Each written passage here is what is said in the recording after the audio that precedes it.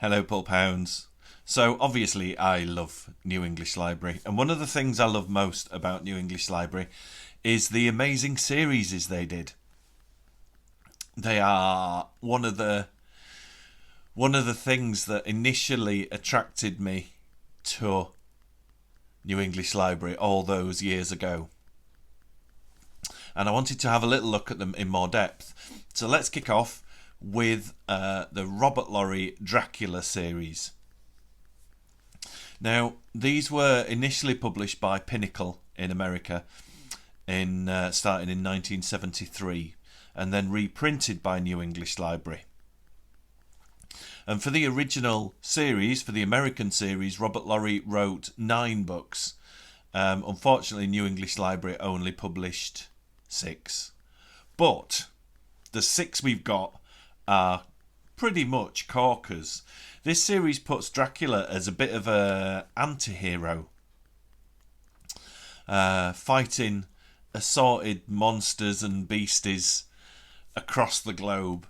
He's joined by Damien Harmon, a wheelchair-bound criminologist who is adamant that he can recruit Dracula as a force for good, which is new to me. They're introduced by a mysterious Catwoman called Katara, and ultimately they're joined by Cameron Sanchez, a rugged, tough cop. They don't. One of the brilliant dynamics, though, is they don't necessarily get along or trust each other. I think Dracula just wants to get off and do his own thing and drink some blood and all that. They're occasionally joined by Damien Harmon's niece, Jenny, who gets herself into assorted peril and is, spicy peril and, supernatural peril, assorted peril. Together they face off in each book against, a different supernatural enemy. One of them's killer bats, mad treasure hunters, and Drums of Dracula, my favourite, zombies. Dracula versus zombies. And amongst that, other assorted evil gits from across time. From the dawn of superstition, these evil forces come to challenge this mad group of heroes. So the 3 we didn't get are Dracula's Lost World, Dracula's Disciple, and Challenge to Dracula, which I must admit I haven't read, simply because it's very difficult to find copies in this country, and they are pants-wettingly pricey when you do. However, so the Americans got those 3 that we never got. We did get a weird extra one in the series called, I've got it here, Dracula and the Virgins of the Undead, by Etienne Aubin, who was James Moffat, who wrote all the Skinhead books and stuff. And it's really weird because that is, on the cover, it says number 3, and it doesn't fit into anything really. Bless New English Library for just pumping things out and not making any sense. On the back cover, there is the covers of the Robert Lorry Draculas 1 and 2. And as far as I can tell, they bought the rights in chunks. So they bought the first 2 and they weren't sure what they were going to do with it. So Jim Moffat just kind of knocked out this 3rd one that doesn't fit into the series. And because Robert Lorry's writing style is tight and tense and action-packed, it's quite jarring when you read it, because it's like, that is so obviously not part of this series. And I have to say, I do apologise to the memory of Jim Moffat, but it's not one of his best. it's you get the feeling that it was a bit hurried, and then he tried to pepper it with quite fierce violence and stuff, and it's a very odd read and quite pricey. I'm not sure if it's worth the price it demands. But yeah, that's the Dracula series. Incomplete published by New English Library and complete published by Pinnacle. But nonetheless, a great pulp romp. And pulp, like how a lot of the original 30s pulp characters, their adventures were fast-paced and exciting. They're designed and written just to drag you through the book and keep your interest and keep you excited. Next up is Michael Avallone's The Satan Sleuth, which is actually published by Muse, which was an imprint of New English Library. So they fall under the New English Library umbrella. In future videos, I'll look at the Don Gluck Frankenstein books, and some of those were Muse and some of those were New English Library. It was a bit of a interchangeable imprint. So Michael Avallone's quite an interesting character. I wrote an article about him for a book collecting magazine years and years ago, and I can't find the same interview anywhere online, but I do remember he hates Stephen King and says that Stephen King just ripped off every idea Robert Bloch ever had, and he said he could write a book in a day. He'd get up, have a coffee with a bit of whiskey in, and write a book. And it's quite staggering when you think about, hang on, so he would write a book in the same length of time it would take me to read it. I don't understand that correlation of authoring and speed. It's just mad.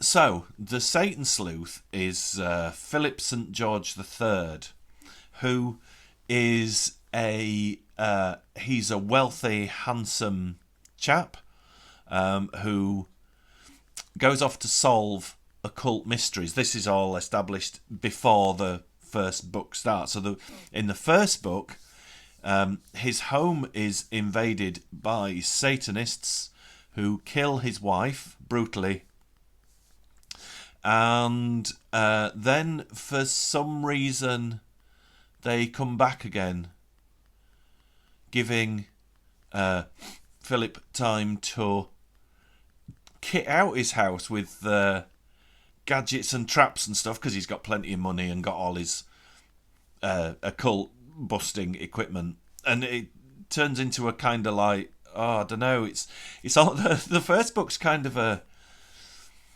amalgam of Home Alone and Last House on the Left. It's very, very, very odd. One thing that you've kind of got to remember about these books, right, the first book does contain a lot of misogyny and homophobia, and I wouldn't want to say, go get this book and you read something that could possibly upset you, if that's something that is going to upset you. I watch a lot of sleazy Italian 70s crime and horror movies, and if you're going to engage with that kind of entertainment, it's something that very different attitudes, and sometimes unpleasant attitudes, are something that you have to accept as being part and parcel of that. And I don't think homophobia or misogyny or any kind of prejudice like that is okay. The first book is mad and a lot of fun, but be warned, one of the evil characters is gay, and the descriptive terms that Avallone uses to discuss his sexuality are very derogatory. Just so you know, and if you decide that you don't want to engage with that, that's cool. It's it's a personal thing. It's your personal decision. I just wanted to put that there. That this first one does have, attitudes that generally aren't acceptable nowadays. So again, we get a New English Library weird mix-up with the numbering. So they published 2 volumes. There was 3 in all. So the first one was Fallen Angel. The second one in America is called Werewolf Walks Tonight, which we never got. And everything I've read online says it's not that good. Philip St. George III is better fighting Satanists and occultists rather than mythical creatures kind of thing. So for the second volume in this country, we got one called Devil Devil, which is less... It has less problematic attitude and language than the first one, a lot less. And I think generally it's a better book. Avalone, in a very affectionate way, was a hack. He just knocked out books. He did a lot of tie-ins. He did like Man from U.N.C.L.E., Hawaii Five-0, and movie tie-ins. He did one of the Friday the 13th ones and Carquake. So he can't be all bad if he wrote the movie novelisation of Carquake. He wrote under hundreds and hundreds of different pseudonyms, but he could write good action. He could pound out some on his typewriter some fun, pulpy action.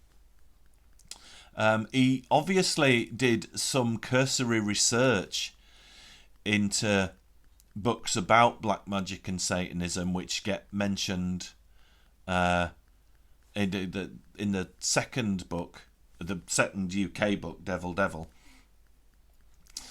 And I think they're great. Problematic slurs aside, they're fast-paced, exciting, quite brutal. What you expect and what you want from a sleazy 70s trashy paperback. They are the epitome of that. Then we just come to a series called Horror Series. Ingeniously titled Horror Series. Now this is a really weird one because it's a series of unconnected books that are only connected by the fact that they've got horror number on the cover. But they haven't all got horror number on the cover to make it even more confusing. I've got them here. So, the first one is Terror of the Seven Crypts by, again, Etienne Aubin, who was Jim Moffat. That's a kind of creaky, gothic-y type chiller thing, which I really enjoyed. It's got a nice pace to it, and I personally think enough just to kind of keep you going. Village of Fear was number 2 by Martin Jensen, who that's another good one, and his other books he wrote for New English Library. They've all been... The Stench of Decay is one of them, and I can't remember the other one. I've just been looking at it. Sorry, I've got middle-aged lockdown. My brain's like turning into wet fudge, just being in all the time. Anyway, number 3 was The Venomous Serpent by Brian Ball, again, who published some other... New English Library published other ones of his books.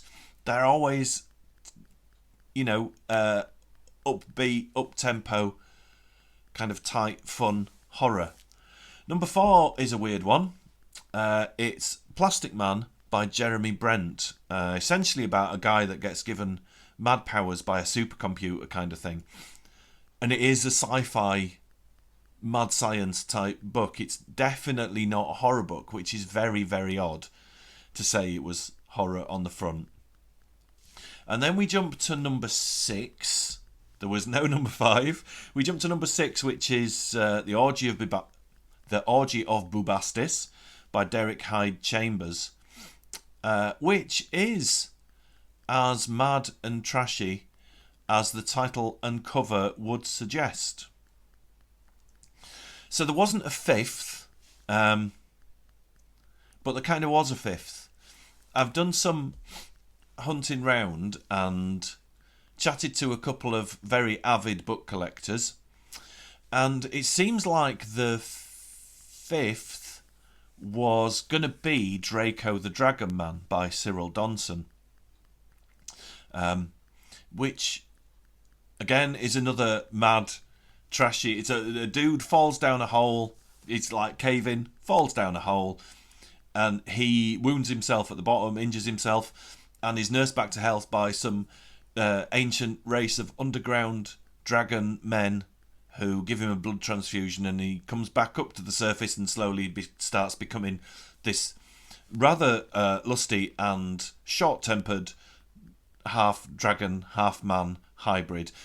Genius, isn't it? Absolute genius. But for all intents and purposes, that seems like it was going to be number 5, although it's not.